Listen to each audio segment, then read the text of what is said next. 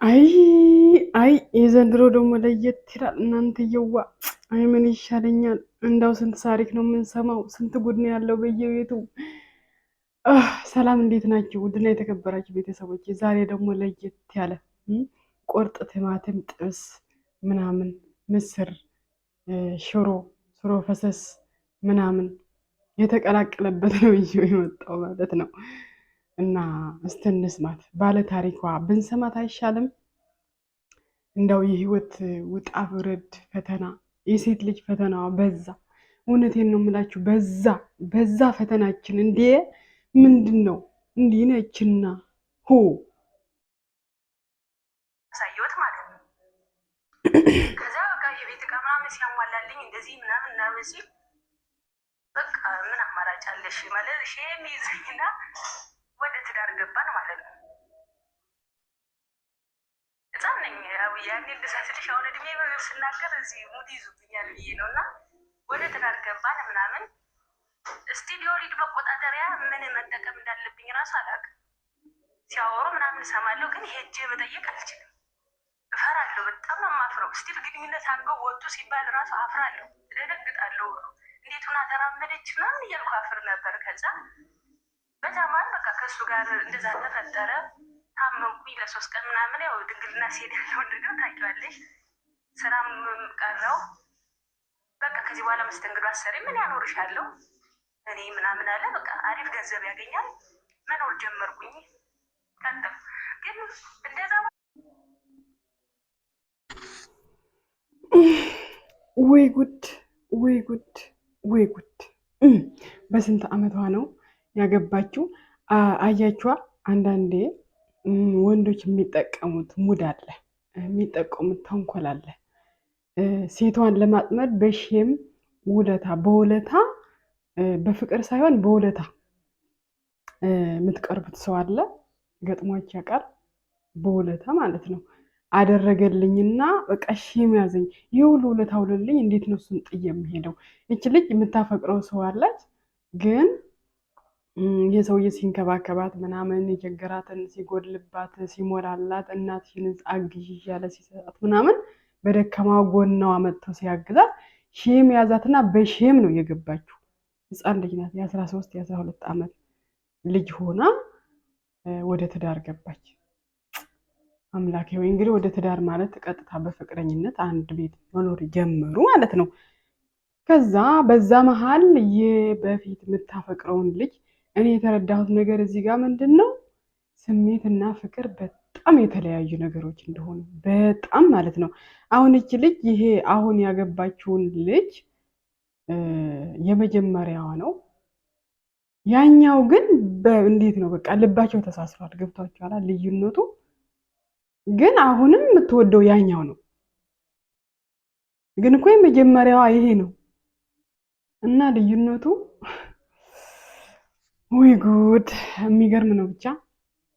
እና ከዛ በኋላ ታሪኳን በትንሹ ልንገራችሁ፣ በመሀል አሰማችኋለሁ ማለት ነው። ታወራዋለች፣ ሙዚቃ ይጋብዛታል፣ ትጋብዘዋለች ያኛው ፍቅረኛዋ። ከዛ በዛ እንደዚህ እየተባለ ይኸው እያለ ነው የሚሰጠኝ ልጅ አልጠይቅም። ገንዘብ መጠየቅ ጀመርኩ። መጠየቅ ስጀምር መስጠት አቆመ። በቃ ከዛ በቃ መጋጨት ጀመርን። የሚውልበትን አላውቅም፣ የሚሰራውን አላውቅም። እስከዛ ጊዜ የሚውልበትንም ምን እንደሚሰራ ምናምን አላውቅም። ከዛ በቃ ማወቅ አለብኝ ከዚህ በኋላ ብዬ፣ ልጅቷም እያደገች ነው፣ ማወቅ አለብኝ በቃ ከዚህ በኋላ ምናምን ብዬ ምን እንደሚሰራ ስጠይቅ እልል ያለ ቁማርተኛ ነው።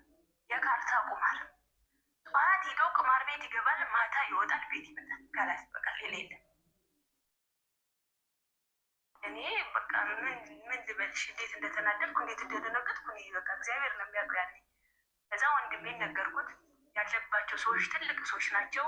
አስመከርኩት ምናምን በቃ እንዳይጫወት እንደዚህ አስመከርኩት እንዲ ያለ። ከዚያ ወደ ሰዓት ጸበል ወሰድኩትና ለረጅም ጊዜ ቆመ። አቁሞ ስራ እየሰራ ቤቱን ቀጥ አድርጎ መያዝ ጀመረ። ልጅ 2 ዓመት ሆናት በዚህ መሀል ማለት ነው። ከዛም ልጅ 2 ዓመት ሆናት። ገንዘብ አጠራቀምኩ። ከዛ በኋላ አሪፍ ስልክ ነበር በሰዓቱ የያዘው ስልኩ ሳይሰረቅ ብሩን ብቻ ወሰዱታል ማለት ነው። በቃ ይሄ ሁሉ ምንድን ነው? ምንድን ነው መከራ? ከዛ በኋላ ልጁ ወልደው 2 ዓመት ከሆናት ብር እየጠየቀችው እንግዲህ የለኝም አለመስጠት ጀምረዋል። ለምንድን ነው ስትል እንግዲህ ቁማር እየተጫወተ ነው፣ ብሩ እዛ እያደረሰው ነው የሚመጣው። እንግዲህ እንዳለችው ጸበል አስገብታ ምናምን ተመለሰ ካለች በኋላ ደግሞ ተመልሶ ወደ ቁማር ገብተዋል ማለት ነው።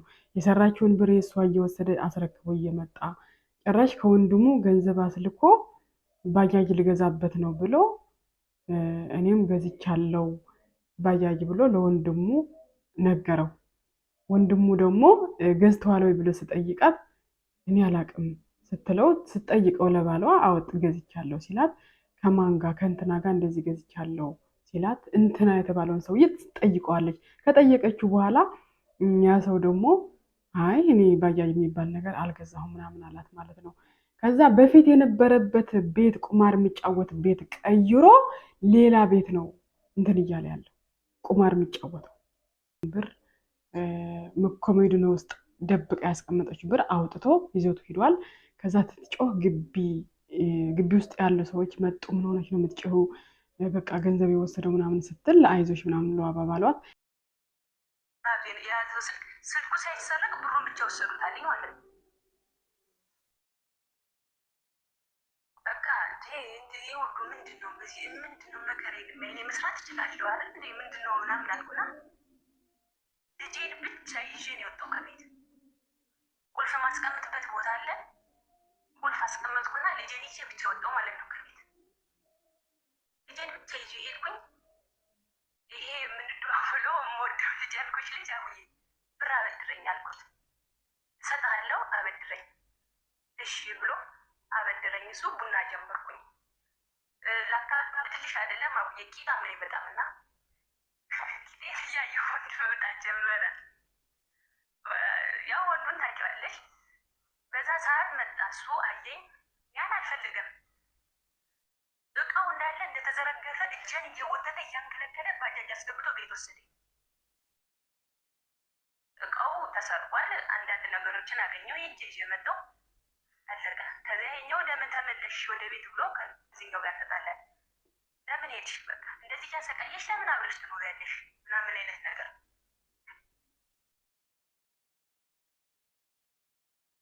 አተባል ቀንቶ እየጎተተ ወደ ቤቷ ወሰዳት። ቂጧ ትልቅ ነው። ወንዶች ግን ምንድን ነው ያላችሁ ከእንትን ጋር ማለት ከጀርባ ማየት ምንድን ነው? አይደብራችሁ እንዴ? ቆይ እኔ እኮ ግርም የሚለኝ ነገር ምንድን ነው ጥቅሙ? እውነት ምንድን ነው ጥቅሙ? ስራዋን እስክታቆም ድረስ እንጂ ሴት ማለት ነው። በጣም ያሳዝናል። እና ቁም ነገር ቀልድ ነው። ከዛ በኋላ ምን አባሽ ትሰሪያለሽ ብሎ ከዛ ስራ አስቁሞ ወሰዳት ወደ ቤት። ተበድራ ቡና የከፈተበትን እንትን አለ ማለት ነው። ተወሰደ። በቃ ሌቦች ወሰዱት። ከዛ አቆመች ስራዋን። ወደሱ ተመለሰች። ወደሱ ወጥታ ነበር አይደለ? ተመለሰች። በሽማግሌ ምናምን ተደርገው ታረቁ። ሱሱን ትቶ 1 2 3 ወር መስራት ጀመሩ። ጥሩ ነው ብላ ደስ ብሏት ምናምን። ከዛ 4 ወር ካለፈው በኋላ የልጇ ልደት እንግዲህ ጓደኞቿ ልደት እየበላን አንድም ቀን አክብረንላት አናቅም። 4 ዓመት ነው መሰለኝ። የ4 ዓመት የልጇ ልደት ልታከብር ገንዘቧን ሰብስባ ያስቀመጠችውን ለልጇ ልደት ብላ ያስቀመጠችውን ብር አውጥቶ ወስዶታል ማለት ነው። ድጋሚ አሁንም ኡኡ ብላ ጎረቤት ደርሶ በቃ ልጇ ጭምር እማዬ ለእኔ ኬክ ልትገዥልኝ የነበረ አባት የወሰደው አይደለ ብላ እንትን እስክትል ልጇ ማለት ነው። ከዛ በኋላ ወጣች ከዛ ቤት። ይሄ ብር ካወጣው በኋላ ተነስታ ወደ እናቷ ቤት ሄደች። ከዛ ያኛው ፍቅረኛውም ያወራታም ሁለቱ እንዳይጣሉ ብላ ከሁለቱም ከባሏም ከድሮ ፍቅረኛውም ተራርቃ ራሷን ችላ እየሰራች መኖር ጀመረች ማለት ነው። ስራ ቦታዋ እየሄደ ይለምናታል፣ ያለቅሳል ምናምን። ከዛ እሷ ቆርጣለች እንግዲህ ውስጧ ቆርጧል። አልፈልግም ብላ እስክታስባረው ድረስ። ከዛ በኋላ ከዛ ስራዋ ሰርታ ቤቷ ተከራይታ ልጇ ትምህርት ቤት አስመዝግባ ስራዋን ቀጠለች ማለት ነው። በራሷ እየመራች ራሷን ችላ። ከዛ ከበፊት ከምትወደው ልጅ ጋር መገናኘት ጀመረች፣ ማውራት ጀመረች ምናምን። ቀጥላል ህይወት አይደል? ከዛ ይሄ ልጅ ምን ይላታል? ልጅሽም እንደ ልጅ አድርጌ ያሳድግልሻለሁ፣ ተጋብተን ልጆች ወልደሽልኝ እንድትኖሪ ነው የምፈልገው፣ አንቀባሬ ያኖርሻለሁ። እንጀስ ወንዶች እስኪገቡበት አንቀባሬ ያኖርሻለሁ፣ እንደ ንግስት ነው እማኖርሽ ነው የሚሉት። ዘመቀደድ ማለት ነው። እና እንሰማለን አንፈርድም። የወንዶች ባህሪ ሆነዋል። በተለይ በዘንድሮ ጊዜ በቃ ፍቅረኛሞች ሆኑ፣ ተግባቡ፣ አንድ ላይ መኖር ጀመሩ። አሁን እናቷ እናቷም ልጇ ማለት ወንድሟ እና እናቷ ፈቀዱ፣ በቃ አብረው እንዲሆኑ ፈቀዱላቸው። ልጇ ወደ እናቷ እኔ ሊያዛት እና እንዴት ትኖሪያለሽ ልጅ ይዘሽ ተብላ ከሱ ጋር መኖር ጀመረች ማለት ነው። ይህ ውስብስብ ያለ ህይወት አይደል? ጭምልቅልቅ ያለ ህይወት እንደው ማርያምን አንዳንዴ በእውነት ከባድ ነው። መፍረድ እንዳይሆንብኝና አላቅም፣ እናንተ ብትሆኑ ምንድን ነው የምታደርጉት? ከዛ አገባች። ካገባች በኋላ እንግዲህ ሱሶኛ ነው የበፊት የልጁ አባት። ልክ ካገባች በኋላ ቆርጣ እንደምታገባ አላወቅም ይሁን አላቅም፣ እሷን እንትን ለማለት ብሎ ይሁን አላቅም፣ ህይወቱ ተቀየረ። ጸበል ገብቶ ምናምን ሱሱን ትቶ በቃ ስራ መስራት ጀመረ ምናምን። ይሄ እድል ነው አላቅም፣ እድል መሰለኝ አንዳንዴና ልክ እሷ ስትተው ስራ ጀመረ። ከዛ ተፋችና ላግባሽ ተይው እሱ ሲላት እምቢ አለችው። ህይወት ጀምሬያለሁ የራሴን ህይወት ኑር ስትለው ከዛ እያለ የ7 ወር እርጉዝ ሆነች። እርጉዝ ስትሆን ቆርጦ ሚስት አገባ። አግብቶ 2 ልጆች ወልዶ የራሱ ህይወት እየመራ ነው። እንግዲህ ስንት ለፍታ እሱን ልታባብል የቁማር በብድር በዱቤ ነዋ የሚባለው፣ በዱቤም ጭምር ቁማር ሲጫወት ነበር እሷ ናት የከፈለችለት። ይህ ሁሉ አድርጋለት ያልተመለሰ ሰውዬ እሷ ጥላው ስትሄድ ተመለሰ ማለት ነው። አሁን ይሄኛው ልጅ እንዳይረዝምባችሁ ባጭሩ ልንገራችሁ። አሁን ያገባችሁ ሰው እሷ ከገባች በኋላ የ7 ወር እርጉዝ መሆኗን ጽንሷ እየገፋ በሄደ ቁጥር ሲሄድ በቃ እሱ ምን ጀመረ? ሱስ ጀመረ፣ ቁማር ጀመረ ማለት ነው። እንግዲህ ይህ ምንድን ነው የሚባለው? ከቁማር ወደ ቁማር። ጥሩ የነበረ ሰውም ጭራሽ እሷ ስትገባ ወደ ቁማር ገባ። ልሞክረው አይነት ነው። እንደዚህ ህይወት ነበረች እና እኔም ልሞክረው እስቲ እንዴት ነበር? የምንወደውን ብቻ መከተል እንደዚህ ነው ዋጋ የሚያስከፍለው። ያኛው ይወዳታል፣ ይሄኛው ደግሞ ስለምትወደው ነው ስጋ የምትኖረው እንጂ ያኛው እየለመናት ነው ስለሚወዳት ማለት ነው። ግን እሷ ይሄኛውን የመረጠችው ግን ተመልሶ ወደ ሱስ መግባቱ አልቀረም። ይሄም ዋጋ ላይ ያስከፍላት ነው ማለት ነው። ጭራሽ ምን መጣ በዚህ መሃል? ፍቅረኛሞቹ እየደወሉ እየሰደቧት እየዛቱባት ምናምን እያስፈራሯት፣ የሴት ጋጋታ ስልክ ላይ ይደወላል ምናምን። እሷ ግን ያኛው ፍቅረኛዋ ከደወለ እንኳን ይሄ በፊት ባሏ ስለ ልጁ ሊያወራ እንኳን ከደወለ እንግዲህ ጦርነት ነው የሚፈጠረው ቤት ውስጥ ማለት ነው። እሱ ግን ስንት ሴት አዎ ህይወት ነበረኝ ኖርማል ነው ምናምን እያለ እንትን ይላታል ማለት ነው። ከዛ ከወለደች በኋላ ይሄ የሴት ጋጋታ ምናምን ቀነሰ፣ ተመከረ በቤተሰቦቹ። ከዛ እሱ እንዲወጣ ብርም ተከለከለ። ከዛ እሱም አሁንም በዱቤ መጫወት ጀመረ፣ ቁማር ማለት ነው።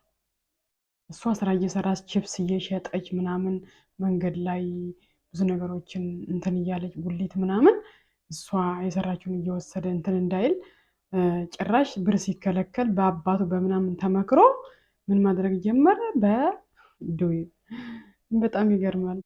ከዛ ታስፈራራዋለች በልጁ በቃ ታጣኛለህ አይነት ነገር እንደዚህ የምታደርግ ከሆነ እያስፈራራች እሱን ለመመለስ እሱ ጋር የሚጫወትበት ቦታ እየሄደች እንትን እያለች እየሸመገለች በቃ እኔ ከፍላለሁ ናውጣ እያለች ምናምን ማለት ነው። ብዙ ነገር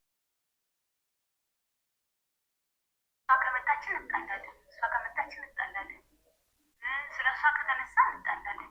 በቃ ኮንፊደንሱን አዳርሷ መለስ አይነት መሰለው መሰለኝ እና በቃ ምልልሽ ምሳቡዬ በቃ እያልኩ ሲለኝ ወደዚህ መጣሁ፣ ወደ ስደት መጣሁ።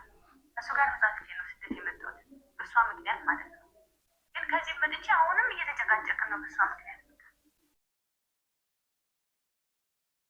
ልጄ አይደለም ከስራዬ በላይ ከሴትዮዋ በላይ ይሄ ነገር ጭንቅላቴን እያዞረኝ ነው። ነው በዚህ ማለት ብዙ ያልነገርኩሽ ነገሮች አሉ፣ ግን ያው ተደራርጌ የቤተሰቦችም እንዳይሰለችው ብዬ ነው። በጣም ያሳዝናል። ይገርማል። ጉድ እኮ ነው ጎበዝ። አንዳንዴ እድል ግን ያ ሁሉ ዋጋ ከፍላ ሳይመለስላት ቀርቶ አሁንም በድጋሜ እንግዲህ ጥላው ምንድነው አያችዋ ከዚህ ወገን የወለደና የወለደ ሰው ማግባት ዋጋ ምን ያህል ዋጋ እንደሚያስከፍል። የወለደችዋን ልጇ ማየትም አይፈልግም፣ መስማትም አይፈልግም፣ እንድታያትም አይፈልግም፣ ቤቷ እንድትመጣም አልፈቀደም። በዛ ጭቅጭቅ ምክንያት አታ ሳይሆን የተሰደደችው እሱም ይሰራል። ከዛ ሱስ እንግዲህ ወጥቶላታል። እንደምንም ብላ ተመልሶ ከሄደ አታቅም፣ ግን ተመልሶላታል። አሁን እሷ 6 ወሯ ነው ተሰዳለች ወደ ኩዌት። የተሰደደችው ከጭቅጭቅ ለመሸሽ ነው። እንደው ለምንድን ነው ግን መሸሸጊያ የምናደርገው አረብ ሀገር? ማለት እኔ እኮ ምንም ያልገባኝ ነገር ግን ጥሩነቱ ጎበዝ ናት። 0 ሳንቲም አላከችም ለሱ። እሷ እንግዲህ ሀሳቧ ምንድን ነው ሰርታ 1-2 ዓመት ሰርታ ገንዘቧን ይዛ ገብታ የራሷ ቤት ተከራይታ ስራዋን ጀምራ 2 ልጆቿ በአንድ ላይ ማኖር ነው የምትፈልገው። ምክንያቱም የመጀመሪያ ልጇ ያለችው ከአባቷ ጋር ነው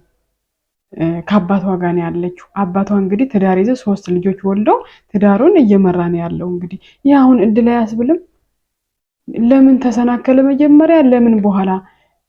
አንዳንዴ ግን በእውነት በጣም ፈተና ናት። አንዳንዴ እኔ በመሆኔ ብቻ የሆነ ነገር ሊበላሽ፣ እኔ ዘወር ሲል ደግሞ ሊስተካከል እኮ ነው። አስባችሁታላ? ያማል በጣም።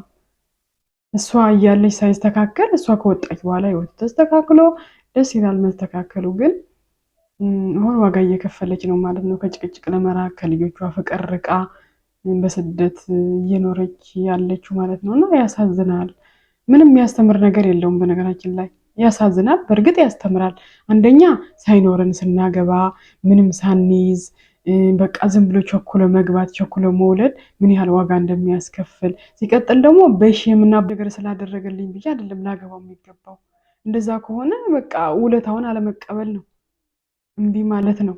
በውለታ ምክንያት በሽም ተብሎ ትዳር ውስጥ መግባት እንግዲህ ምን ያህል ዋጋ እንዳስከፈላት እዛ ዋጋ ከፍላ በቃ ገብቼበታለሁ ብላም ዝም አላለችም። እሱን ትታ ወደ ሌላ በቃ አንዳንዴ ስንቸኩል ዋጋ እንከፍላለን። ትዕግስት ከሌለ በጣም ዋጋ ያስከፍላል። እና ትዕግስት ይኖረን። በቃ ከባድ ነው፣ በጣም በጣም ከባድ ነው። እንፈተናለን። ሴት ልጅ ነው ደግሞ ሸክሙ። አሁን እቺ እነሱ የራሳቸው ህይወት ይኖራሉ። እናቴ እሷ ልጆቿን ይዛ ከአባት ፍቅር ርቀው ብቻዋን ልትሰቃይ ነው ማለት ነው። አሁን እቺ ልጅ አታሳዝንም? አይ ብቻ ፈጣሪ ሆናት እንግዲህ መጨረሻውን ያሳምረው፣ ልብ ይስጠው። እሱም አሁን እዛ ሆኖ ነይ አኖርሻለሁ ነው የሚላት ማለት ነው።